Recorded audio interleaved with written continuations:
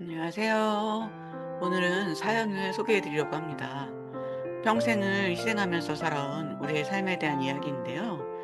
시댁 제사 과연 무엇이 문제일까요? 바로 시작해 볼게요.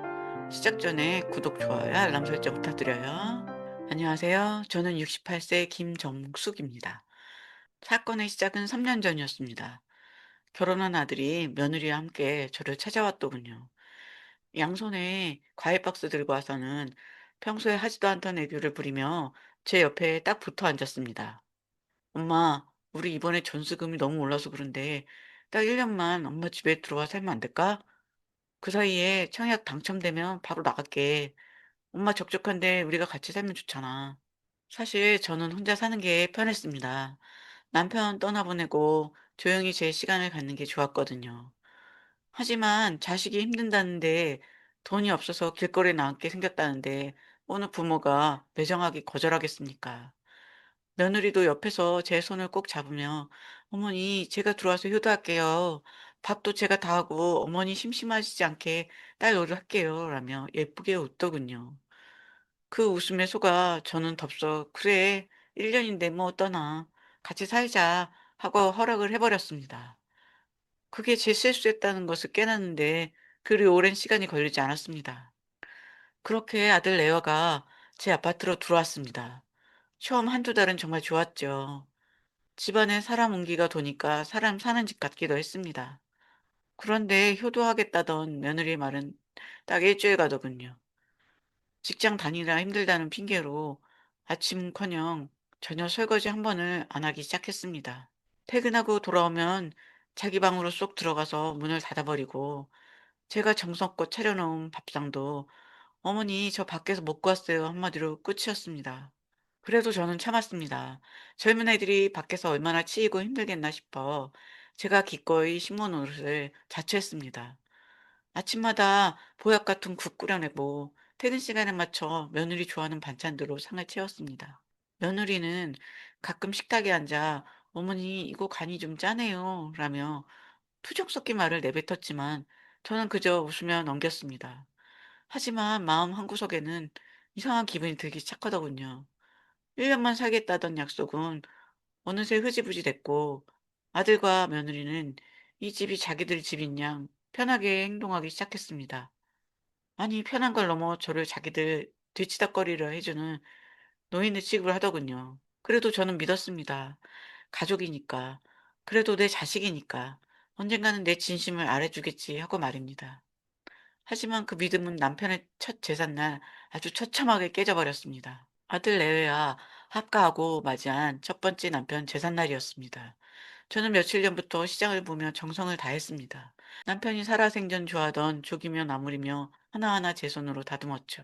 제삿날 아침 출근하려던 며느리에게 조심스럽게 물었습니다. 오늘 시아버님 제사인 거 알지? 퇴근하고 일찍 들어와서 같이 음식 좀 준비하자꾸나. 그런데 며느리 표정이 순식간에 굳더군요. 어머니, 저 오늘 갑자기 지방 출장이 잡혔어요. 아마 오늘 밤늦게나 들어올 것 같은데, 제사는 어머니랑 상호 씨와 조용히 지내시면 안 될까요? 요즘 세상에 며느리가 제사상까지 차려야 하나요? 그러더니 대답도 듣기 전에 구두를 신고 나가버렸습니다. 아들도 옆에서 엄마, 회사 일이 우선이지. 내가 퇴근하고 도와줄게. 라며 며느리 편을 들더군요. 서글펐지만 어쩌겠습니까?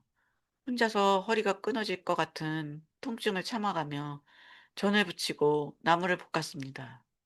아들놈은 퇴근하고 돌아와서는 피곤하다며 소파에 누워 잠만 자고 결국 저는 혼자서 남편 영정 사진 앞에 술 한 잔을 올렸습니다. 여보, 애들이 바빠서 나 혼자 차렸네. 미안해. 눈물을 닦으며 제사를 마치고 잠자리에 들렸는데 문득 사진이나 볼까 싶어 며느리 SNS에 들어갔습니다. 그런데 거기서 제가 본 건 기가 막히고 놀라운 사진들이었습니다. 출장 갔다 온 며느리가 고급 스파 시설에서 가운을 입고 활짝 웃고 있더군요. 그 옆에는 며느리의 친정엄마가 나란히 누워 있었습니다. 사진 아래에 적힌 문구는 더 기가 막혔습니다. 시댁 제사 탈출 성공. 엄마랑 오붓하게 스파하니까 여기가 천국이네. 거짓말 하느라 좀 쫄렸지만 그래도 행복해. 그 글을 보는 순간 제 눈앞이 하얘졌습니다. 저에게는 출장이니 사회생활이니 거짓말을 하며 온갖 가려는 척은 다 하더니 뒤에서는 시아버지 제사를 탈출해야 할 일이라며 비웃으며 친정엄마와 호사를 누리고 있었던 겁니다. 밤새 한숨도 못 자고 뜬 눈으로 새웠습니다. 다음 날 거실로 나오는 며느리에게 그 사진을 보여주며 떨리는 목소리로 물었습니다. "이게 출장 간 거였니? 나한테 거짓말까지 하고 내 친정엄마랑 스파를 가야 했어?" 그러자 며느리는 당황하기는커녕 오히려 눈을 부라리며 대들더군요. "어머니, 제 SNS를 훔쳐보신 거예요? 정말 소름 돋네요. 어머니, 저는 앞으로도 아버님 제사는 안 지낼 거예요. 저한테 제사 물려주지 마세요." 어머니가 제사를 강요하는 게 답답해서 바람 좀 쐰 건데 그게 그렇게 잘못인가요? 우리 엄마도 저 고생한다고 데려가 주신 건데 어머니가 왜 화를 내세요? 아들은 한술 더 떴습니다. "엄마, 혜진이도 평소에 스트레스가 얼마나 많겠어요. 제사라는 게 살아있는 사람 괴롭히는 거잖아요. 엄마가 좀 넓은 마음으로 이해해 주면 안 돼요?" 제 아들 입에서 나온 그 말, "엄마가 좀 이해해라." 그 말이 너무 서운했어요. 30년을 넘게 자식 하나 보고 살아온 세월이 통째로 부정당하는 기분이었죠. 저는 그때 깨달았습니다. 아, 이 집에서 나는 가족이 아니라 그저 애들이 편하게 살기 위해 이용해 먹는 무료 가소덤일 뿐이구나. 스파 사건 이후로 며느리는 사과 한마디 없었어요. 오히려 제 눈을 피하면서 "어머니, 저 피곤하니까 나중에 얘기해요." 하고는 제 방으로 쏙 들어가 버리더군요. 아들도 "엄마가 참어. 혜진이가 밖에서 얼마나 힘들겠어." 라며 며느리 편만 드는데 그날 밤 정말 한숨도 못 잤어요. 그런데 말이에요. 며느리의 그 뻔뻔한 행동은 이제 시작이었지 뭐예요. 어느 주말이었어요. 저한테 말 한마디 없이 자기 친구들 대여섯 명을 집으로 불렀더라고요. 거실이 시끌시끌해서 나가 봤더니 세상에, 며느리가 친구들 앞에서 저를 어떻게 소개하는지 아세요? "우리 집 도와주시는 분이야. 음식 솜씨가 워낙 좋으셔서 내가 오늘 특별히 부탁 좀 드렸어." 도와주는 분이라니요. 자기 시어머니를 친구들 앞에서 가사 도우미 취급을 하는데 머리가 띵하더라고요. 친구들은 옆에서 "와, 진짜 깔끔하시네요." 하며 저를 위아래로 훑어보는데 그 수치심 말로 다 못해요. 그뿐만이 아니에요. 며느리는 친구들 가고 나서 뒷정리도 하나 안 하고 "어머니, 저 오늘 너무 수다를 떨었더니 기운이 없네요. 이것 좀 부탁드릴게요." 하고는 소파에 널브러지더라고요. 제가 참다 못해 "혜진아, 그래도 손님 치렀으면 같이 치워야지." 했더니 돌아오는 대답이 가관이었어요. "어머니, 저희 여기 들어올 때 생활비 보태드렸잖아요. 그럼 이런 건 어머니가 해 주시는 게 맞죠. 저희는 밖에서 돈 버느라 얼마나 스트레스 받는데요." 생활비요? 전세금 못 구해서 들어온 애들한테 제가 쌀 한 톨까지 다 내주고 있는데 한 달에 겨우 몇십만 원 내는 걸로 저를 아예 전속 식모 부리듯 하더라고요. 게다가 제가 무릎이 안 좋아서 며칠째 파스를 붙이고 있었거든요. 며느리가 퇴근하고 오더니 코를 킁킁거리면서 "어머니, 이 파스 냄새 너무 심하지 않아요? 저 이런 냄새 예민한 거 아시잖아요. 거실 말고 그냥 방에만 계시면 안 될까요?" 하는 거예요. 아픈 시어머니 걱정은커녕 자기 코끝 예민한 것만 챙기는데 정말 정이 확 떨어졌죠. 그때 제가 너무 답답해서 친정 쪽 조카한테 전화를 했어요. 이 조카가 법률 쪽 일을 하거든요. 제 사정을 쭉 듣더니 조카가 그러더라고요. "고모, 그거 그냥 참으시면 고모만 바보 돼요. 며느리랑 아들한테 재산 나눠줄 생각하지 마세요. 고모 재산은 고모가 지켜야 해요. 지금도 이런데 고모가 어디 편찮으시기라도 하면 어떡해요? 제가 도와드릴 테니까 일단 마음 독하게 먹으세요." 조카의 그 한마디가 제 정신을 번쩍 들게 했어요. '그래, 내가 내 집에서 이런 대접을 받으려고 그 고생하며 살았나?' 싶더라고요. 며느리는 제가 입 꼭 닫고 있으니까 자기가 이 집 주인이라도 된 줄 아는 모양인데 저는 그때부터 조카와 조용히 작전을 짜기 시작했어요. 며느리가 감히 상상도 못할 아주 확실한 권리를 찾기를 말이에요. 어느 날 저녁이었어요. 거실 청소를 마치고 안방으로 들어가려는데 상호방에서 혜진이 격앙된 목소리가 들려오더라고요. "자기야, 우리 언제까지 이 좁은 방에서 지낼 거야? 어머니 쓰시는 안방 말이야. 거기가 채광도 제일 좋고 넓잖아. 우리 거기 서재 겸 드레스룸으로 꾸미면 딱인데." 그 소리에 제 가슴이 철렁 내려앉았어요. 제가 남편이랑 피땀 흘려 마련한 이 집에서 제가 쓰는 방까지 탕을 내다니요. 상무가 그래도 양심은 있는지 "그건 좀 그렇지 않아? 엄마 방인데?" 하고 말끝을 흐리니까 혜진이가 바로 쏘아붙이더라고요. "아니 어머니는 잠만 주무시는데 그렇게 넓은 방이 왜 필요해? 베란다 옆 작은 방도 아늑하고 좋잖아. 거기로 옮기시라고 해. 어차피 이 집 나중에 우리 거 될 건데 미리미리 우리가 편하게 써야지. 이 집이 자기들 거라니요. 아직 제가 시퍼렇게 살아있고 제 명의로 된 집인데." 혜진이는 이 아파트가 자기 것처럼 말하더라고요. 다음 날이었어요. 혜진이가 퇴근하고 들어오더니 은근슬쩍 저한테 말을 꺼내는 거예요. "어머니, 제가 생각해 보니까 안방이 너무 넓어서 청소하기 힘들 것 같더라고요. 마침 작은 방 도배 새로 해놨는데 거기로 옮기신 건 어떠세요? 안방은 저희가 공부도 하고 일도 하는 서재로 좀 쓰려고요." 제가 너무 어이가 없어서 "내가 이 집 주인인데 왜 내가 작은 방으로 가야 하니?" 하고 물었죠. 그랬더니 혜진이 표정이 싹 변하면서 이러는 거예요. "어머니도 참, 저희가 여기서 평생 살 것도 아니고 잠시 빌려 쓰는 건데 그렇게 인색하게 구셔야겠어요? 저희가 잘 돼야 어머니 노후도 편안한 법이에요." 그 말을 듣는데 소름이 돋더라고요. 혜진이한테 저는 가족이 아니라 그저 자기들 편의를 위해 방이나 비워줘야 할 거추장스러운 존재였던 거예요. 상호는 옆에서 말 한마디 못하고 땅바닥만 보고 있었죠. 그날 밤 저는 조용히 조카 희정이에게 메시지를 보냈어요. "희정아, 내 말이 맞다. 나 이제 이 아이들한테 내 집을 맡길 수 없을 것 같아. 내가 말한 그 방법 이제 시작해보자." 희정이는 바로 답장을 보내왔어요. "고모, 잘 생각하셨어요. 제가 내일 퇴근하고 고모집 근처로 갈게요." 희정이의 든든한 목소리를 들으니 그제야 꽉 막혔던 가슴이 뚫리는 기분이었어요. 혜진이는 자기가 이 집의 주인이라도 됐냐 기고만장해 있었지만 저는 속으로 차갑게 읊조렸죠.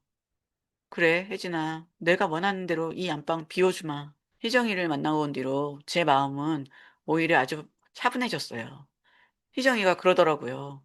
"고모, 법대로 하면 고모 집에서 저 사람들 내보내는 거 일도 아니에요. 다만 상호 오빠랑 인연 끊을 각오하셔야 해요." 그 말을 듣는데 잠시 마음이 덜컥하긴 했죠. 그래도 내 자식인데 싶어서요. 하지만 집에 들어오자마자 그 미련은 싹 사라지고 말았어요. 글쎄, 현관문에 커다란 가구 상자들이 잔뜩 쌓여 있는 게 아니겠어요? 혜진이가 제 허락도 없이 안방에 놓일 새 침대랑 드레스룸 가구를 주문한 거였죠. 제가 눈이 희둥그레져서 "이게 다 뭐니?" 하고 물었더니 혜진이는 미안한 기색도 없이 아주 당당하게 대답하더라고요. "어머니, 제가 말씀드렸잖아요. 안방 서재로 꾸민다고요.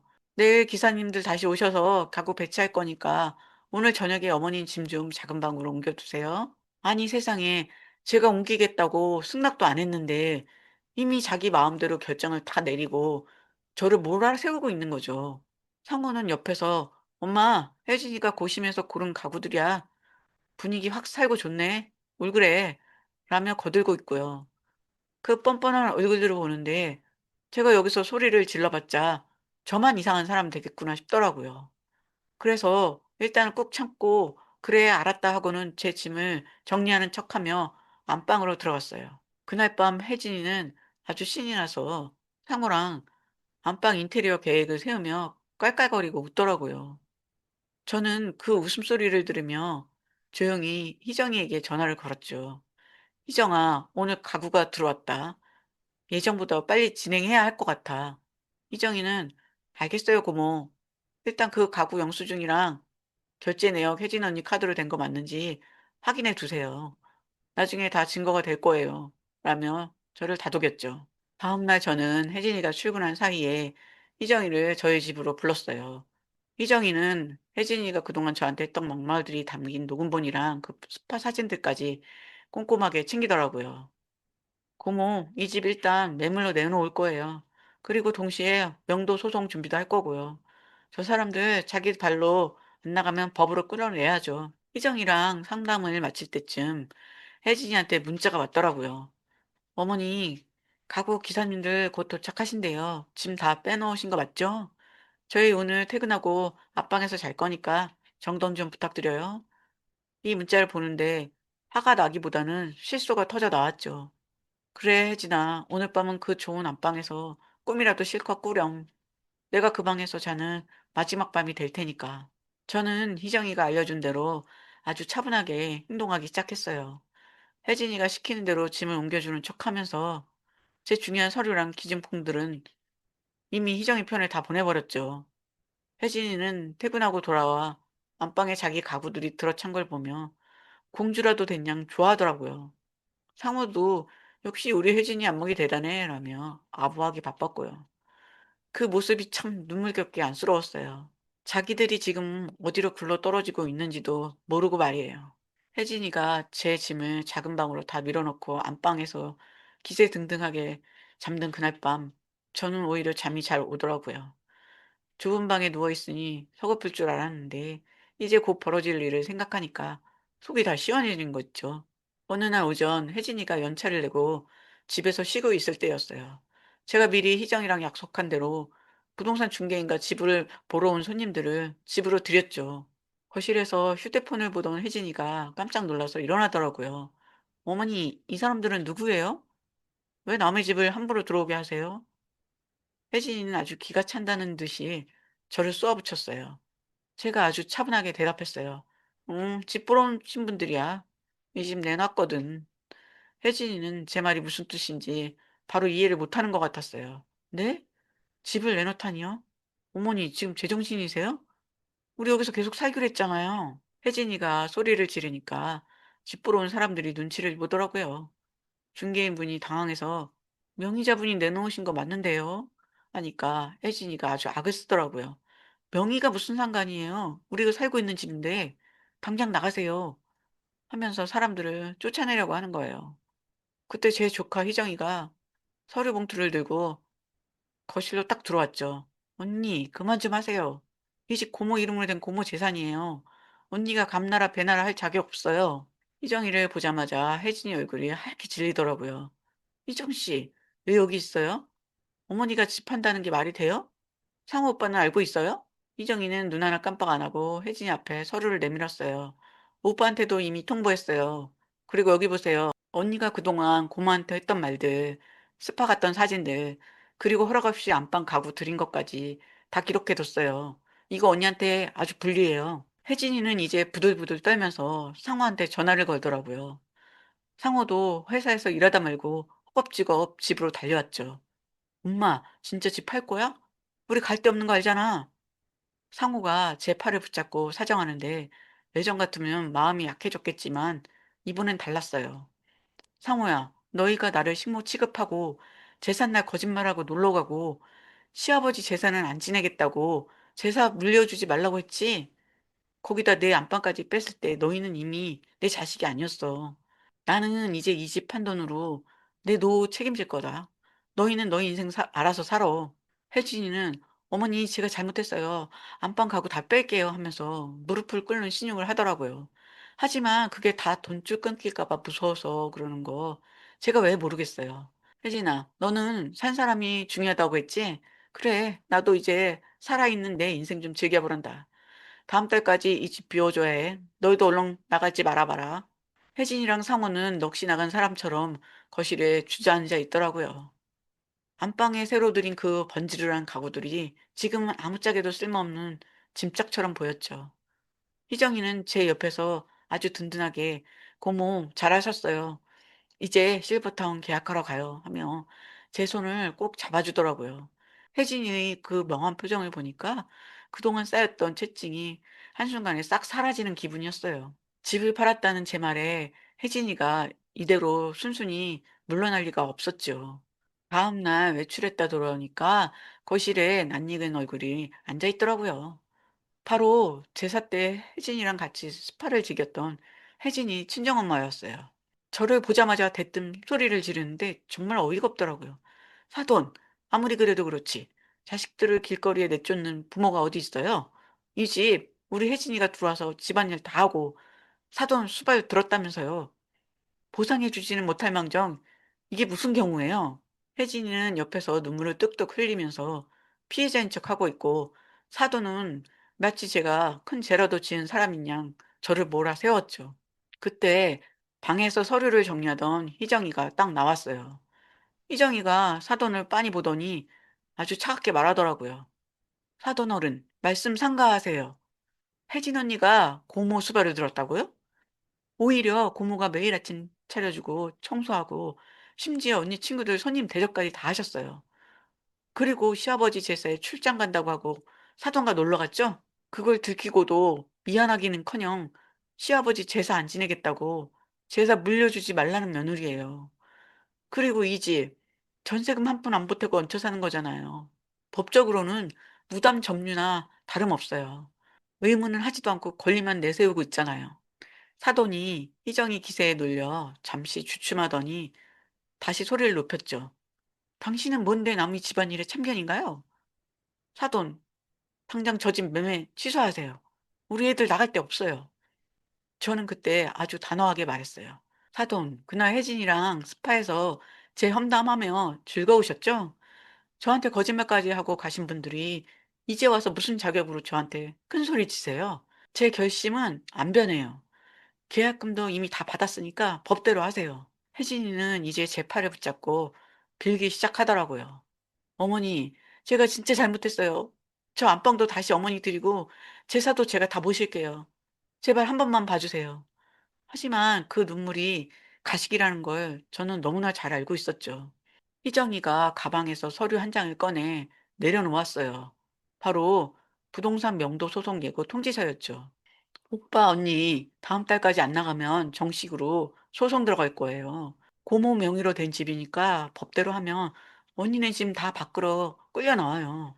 친정엄마 모시고 와서 행패 부린다고 해결될 일 아니니까 곧게 나갈 준비하세요. 상호는 옆에서 엄마 꼭 이렇게까지 해야 해? 하며 울먹이는데 그 아들을 보는데 마음이 아프기보다는 한심하다는 생각뿐이었어요. 자기가 가장으로서 중심을 잡았다면 일이 이 지경까지 오지는 않았을 텐데 말이죠.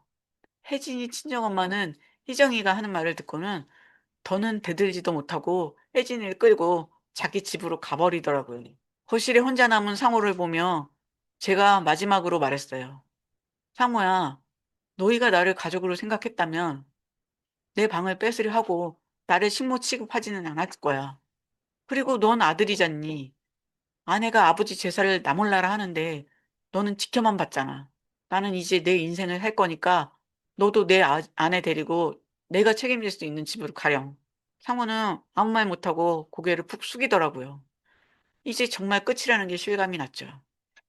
비정하다고 말하는 사람도 있겠지만 저는 오히려 제 인생에서 가장 잘한 일을 하고 있다는 확신이 들었어요. 이제 다음 달이면 저는 갈등에서 벗어나 희정이가 알아봐준 따뜻한 제 공간으로 가게 될 거예요. 이사 가는 날 아침 텅 빈 집 거실에 서서 마지막으로 창밖을 내다봤어요. 30년 넘게 정부치고 살던 집이었지만 이상하게 미련은커녕 시원섭섭한 마음조차 안 들더라고요. 오히려 무거운 짐을 내려놓은 것처럼 몸이 가벼웠죠. 상우랑 혜진이는 짐을 싸면서도 내내 얼굴이 굳어 있었어요. 자기들이 그렇게 탐내던 안방 가구들을 중고로 헐값에 팔아치우면서 혜진이는 끝까지 눈물을 훔치더라고요. 하지만 그 눈물이 저를 향한 미안함이 아니란 건 저도 알고 본인도 알았을 거예요. 짐을 다 싣고 나가는 상우가 제 앞에서 마지막으로 고개를 숙이더군요. 엄마, 진짜 이렇게까지 해야 했어? 우리 전세금 마련할 때까지만이라도 좀 도와주지. 그 말을 듣는데 제가 참 잘했다는 확신이 들었어요. 끝까지 자기들 힘으로 설 생각은 안 하고 부모 등 뒤에 숨으려는 아들을 보니까 여기서 더 받아줬다간 정말 저 아이 인생까지 망치겠구나 싶었거든요. 저는 상호 손을 가만히 떼어내며 말했어요. 상호야, 너희가 나를 가족으로 대했다면 나도 끝까지 네 엄마로 남았을 거야. 하지만 너희는 나를 그저 이 집을 지키는 노인네 취급했잖니. 이제는 너희가 뿌린 대로 거두며 살아보렴. 저는 희정이가 예약해준 실버 타운으로 향했어요. 처음 이곳에 도착했을 때 창밖으로 보이는 푸른 정원과 나를 반겨주는 사람들을 보며 생각했죠. 아, 내가 왜 진작 이 결정을 못했을까? 자식들 눈치 보느라 내 소중한 노후를 왜 그렇게 낭비했을까 하고 말이에요. 이곳에서는 누구를 위해 억지로 밥상을 차릴 필요도 없고 며느리 눈치 보며 파스 하나 붙이는 것도 고민할 필요가 없어요. 아침이면 친구들과 산책하고 오후에는 평생 해보고 싶었던 서예를 배우며 제 시간을 오롯이 저를 위해 쓰고 있거든요. 여러분, 오늘 사연 어떠셨나요? 이 사연에서 우리가 주는 아주 뼈아픈 교훈이 두 가지 있습니다. 첫 번째는 자식에게 휘둘리지 않는 경제적 독립입니다. 내 재산은 자식의 미래를 위한 비상금이 아니라 내 노후를 지키는 최후의 방패라는 걸 절대 잊지 마세요. 부모가 돈을 쥐고 있어야 자식에게 대접받는다는 말이 서글프지만 이게 냉정한 현실입니다. 자식 기 살려준다고 내 방패를 내어주는 순간 여러분의 건의도 함께 사라진다는 걸 명심하셔야 해요. 두 번째는 자기 존중입니다. 여러분, 자식의 기분보다 내 마음의 평화가 먼저예요. 부모니까 희생해야지라는 생각은 이제 버리세요.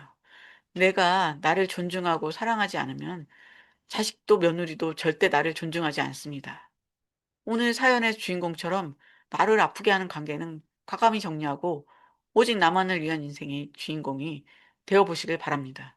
인생의 황혼기에 접어들수록 우리에게 가장 필요한 건 어쩌면 자식에 대한 미련을 버리는 일일지도 몰라요. 내 경제력을 지키고 나를 존중하는 마음을 잃지 않는 것. 그것이 바로 우리가 가져야 할 진정한 노후의 지혜입니다. 여러분도 이제 착한 부모라는 무거운 짐을 내려놓고 여러분 자신의 행복을 위해 당당하게 선을 그으셨으면 좋겠습니다. 오늘 이 긴 사연 끝까지 함께 해주셔서 감사합니다. 여러분은 오늘 사연 속 어머니 선택에 대해 어떻게 생각하시나요? 오늘 영상이 유익하셨다면 구독과 좋아요로 응원해주세요. 저는 앞으로도 여러분의 당당한 노후를 위해 사이다처럼 시원하고 지혜로운 이야기로 다시 찾아오겠습니다. 여러분, 오늘도 남이 아닌 나를 위해 가장 행복한 하루 보내세요. 감사합니다.